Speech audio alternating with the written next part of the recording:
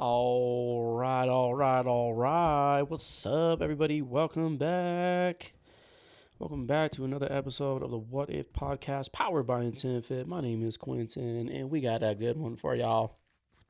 Sorry, I just took a ginger shot, and it's potent. It's hard to take that. Welcome back, everybody. I hope you had an awesome weekend and a killer start for a week. I'm gonna try and release these every Tuesday, so it's a day before I drop the newsletter. I feel like that's a good cadence to follow through with, but yeah. Look, guys, I had two guests come on last week. My good friend Obed and my brother and business partner James. And for whatever reason, the other mic that I'm using did not work, so I had to scrap the damn podcast. It was a real bummer, but they were good conversations. And so I'm sorry that I wasn't able to drop it. But in either case, I think James wants to come on Friday. So, okay, let's do it. Let's get into today's topic. Forget last week and the blunders of being the host, producer, and audio engineer and my inability to execute properly. So today what we're going to do is we're going to talk about an interesting topic. It is going to be contentment versus complacency. That is contentment versus complacency. Now, the reason why I wanted to do this particular topic was twofold. One, because I was posed the question by my good friend Obed. He said, Quentin, what is the difference between contentment and complacency? And truth be told, I had never even thought about that at all. So I sat there for a moment and I came up with the theory or the idea that contentment would ultimately lead to complacency. Now, what I mean by that is that if you're living a life that you're happy with, if you've instilled particular habits that have led to some sort of success and a routine that you're used to, that would ultimately lead to a stage of stagnation, right? Where you're not really pushing yourself because you don't really have any motivation to push yourself. There's no reason to develop new habits. There's no reason to explore new goals because you've already seen success in what you're doing. The other reason why I wanted to explore this topic was because, and I can only speak on my own experience, my particular algorithm on social media is truly mostly the hustle culture. People working their lives away to accumulate assets and possessions. And I think that's just an overall overarching theme of Western culture and Western society. And the reason why I'm so used to it is because I came from the sales world, right? My professional career was always in sales. And if you're in sales and you know anything about sales, you know that there's no such thing as a 40-hour work week. You work until you hit your quota. Okay, that could be 40 hours. It might even be 20 hours if you're good at your job. If you're able to set up certain processes and systems over time. But at least at the very beginning, it's 50 hours a week. It's 60 hours a week. Sometimes it's 70 or 80 hours a week. And I'm not exaggerating. I mean that genuinely. It can be a very daunting career to undertake. So I think the reason why I wanted to go into this topic is because I think that it's important that although I still live the lifestyle of work hard, play hard, and I'm used to it and I like it, genuinely I like it, I think it's important that we at times take a step back and appreciate the things that we already have. And that is ultimately going to be the theme of today's conversation, and that is the difference between contentment and complacency.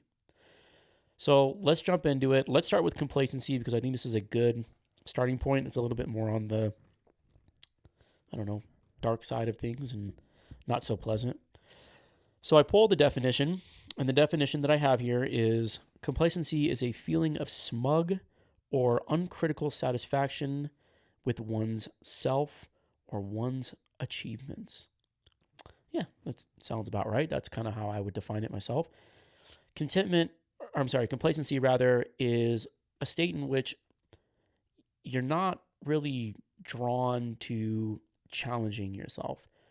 The idea of setting a new goal seems like more of a burden than it does and ambition, right?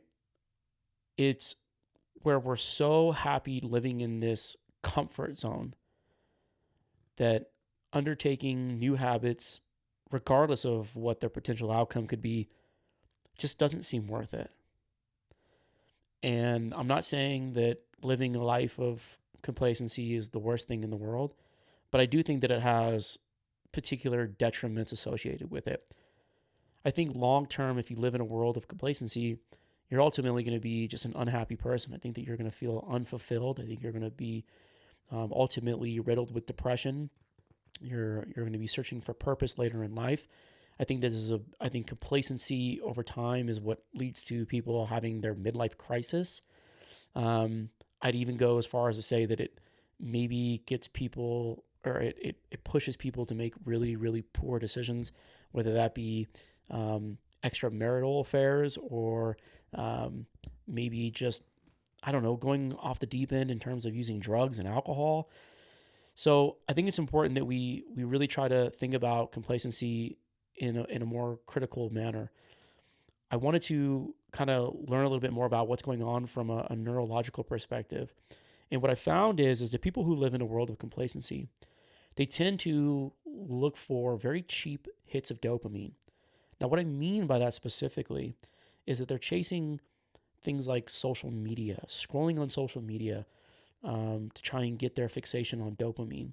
It could even be even more sinister than that, and maybe you're looking for your hits of dopamine using porn, right? If you're living a life of a mundane existence and you're trying to, you know, put yourself in a more exhilarating scenario, why not look at porn? Why not go scrolling on social media where the entertainment is? So that's important to remember, because ultimately what happens is that when you do that over time, you start to lower your baseline of dopamine, meaning that it takes more of that behavior, those actions, to get you to a point of satisfaction. So you're constantly chasing it. You're constantly chasing it. I mean, it's just like doing drugs, right? You do drugs and maybe the first time it feels really good, but the next time you do it, you need a bigger dose. It's the same thing with alcohol. Complacency, I think, is a very insidious behavior or mindset that we tend to overlook.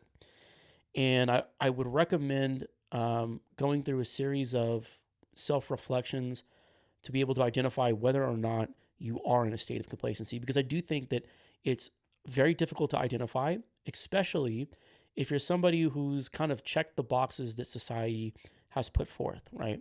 If you're somebody like me, I've always been told that you go to school, you get your degree, you get the job that you want or fits the degree that you got, then you find a spouse or a partner, and then you start a family, and then after that, you live out the rest of your life, and maybe you fit in a vacation here or there.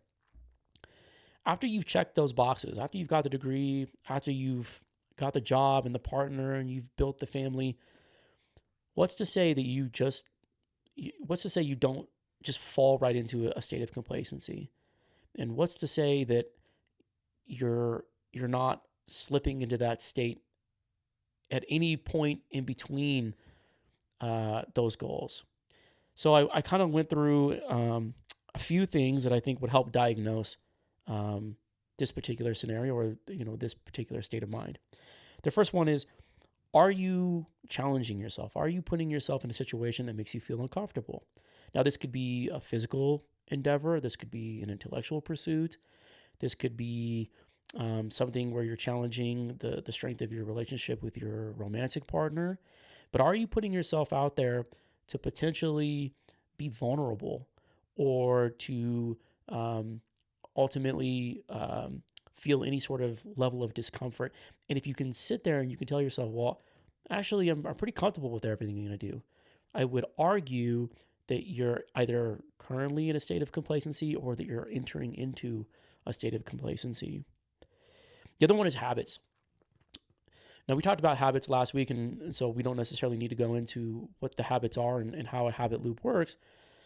But what I want to call out here is that if your habits are automatic, okay, if you're just going through the same thing over and over again, even if it's a positive habit, even if it's, I run on the treadmill for 2 hours a day.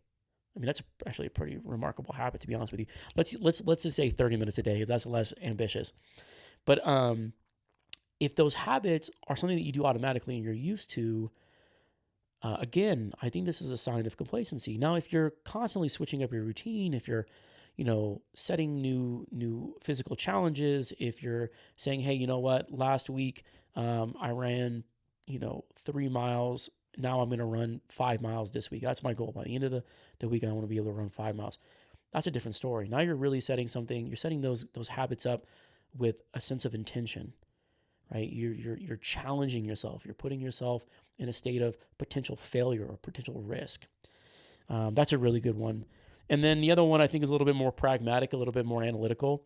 If you want to really kind of dive deeper into whether or not you're in a state of complacency, I would argue looking at your screen time. Now, when you look at your screen time, you obviously have to be very objective here. Are you looking at your screen because you're working? So, for example, when I do these podcasts, I record, and then I go to my computer and I chop it up and I post it on social media. And then I also have a strategy in which I will go through social media looking at other content creators or people in my space and try to, understand kind of what's working for them and what strategies they're applying and what ideas that they're, are resonating with their audience. And so for me, I don't really look at that in terms of like a negative screen time. I think that just is a state of working. But if you're being objective about your screen time, I think that you can look at it and say to yourself, okay, am I just scrolling all day? Am I just looking at my screen because I'm bored? Because I'm not challenging myself? I mean, it doesn't even come down necessarily to a lack of discipline or anything like that. I mean, discipline obviously is a different topic altogether, but the point being that we're looking at our screens because we're chasing this cheap dopamine over and over and over again, right? So those are some ideas that I would argue are ways to evaluate whether or not you're already in a state of complacency or if you're entering into that state. The other thing that I want to call out here is, and this is just kind of something that I went through my research that I thought was really interesting. Although I just kind of went into complacency in terms of poor habits and habits that have had negative outcomes, I think also what we need to remember is that complacency can also come from high performers, right? If you are somebody who has found their niche and you're really good at what you do, you can let's just use sales, for example, and you stay at the same company and you know the sales process, you understand the product or service that you're selling, and you're very successful at it, I think that you can, over time, enter into a state of complacency, right? Again, you're not challenging yourself, even though you're receiving feedback that you're being successful, and your metrics for success are financial, or potentially progression through the company in terms of the corporate ladder, or promotion. That's the word I'm looking for. If you continuously live the life of every day I show up to my job and I do the same thing, regardless of whether or not you're successful by those metrics or those terms, air quotes, I would argue that leads to a state of complacency. And I just want to call that out because I'm not somebody who enjoys doing the same thing over and over again. That's probably why I started my own business. I was successful when I was a sales rep. In basically every endeavor. I mean, even, I was a trainer, I was successful. I worked my way up to being a fitness manager. As a recruiter, I was successful. When I got into software sales, I was relatively successful. But I never felt like I was challenging myself after a long period of time. And I'm somebody who I can't sit still. I can't be stagnant. Complacency to me is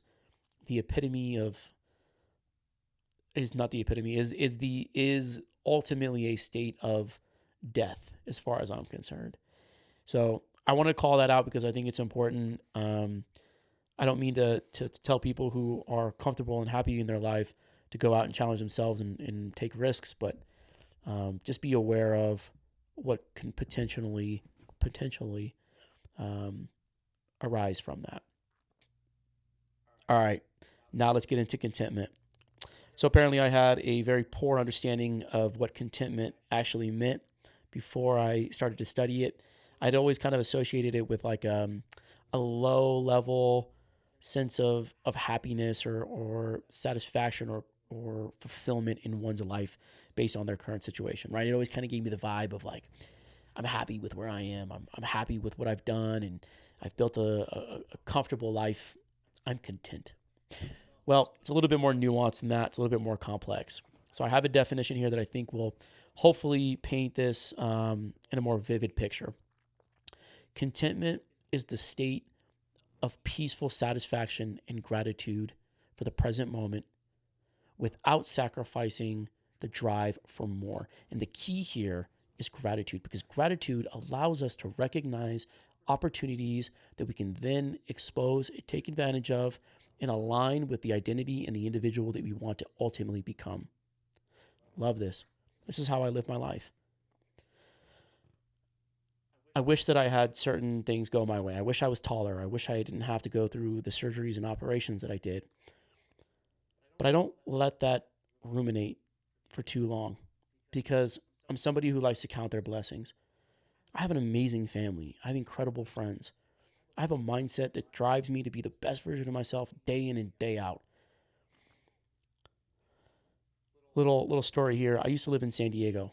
I lived in San Diego for 6 years. I loved it out there. It was the best part of the country. I drove a nice car. I lived in my own apartment. I had a high-paying job.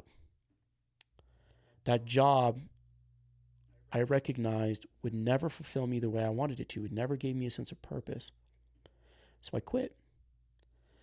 And I moved home to pursue my dream of being an entrepreneur. And why did I do that? Because I realized I had the opportunity to do so. And there's a lot of people out there, hundreds of thousands, if not millions of people, that would give up everything they have to chase their dreams, but they can't because they don't have that opportunity. And that's what drives me. That's what motivates me. It gives me a sense of duty to wake up every day and chase the dreams that I have based on the opportunities I was given.